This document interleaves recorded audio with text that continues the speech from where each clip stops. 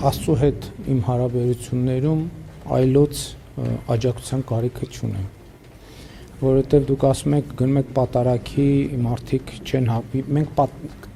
պատարագի ենք գնում, ես պատարագի եմ գնում,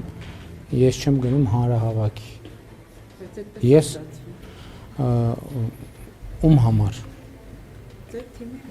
Ում համար, ձեզ համար է կարող է այդպես ստացվում, որ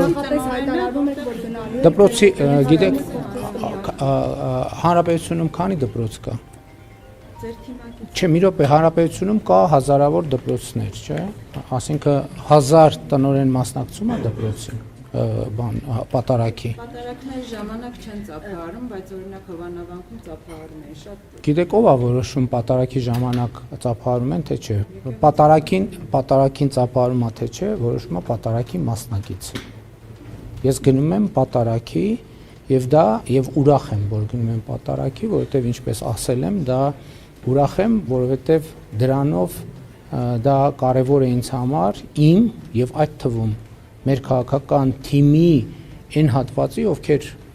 հավատում են Աստծուն, որովհետև ես ընդունում եմ, որ մարդիկ Հայաստանի Հանրապետությունում ունեն խղճի ազատություն,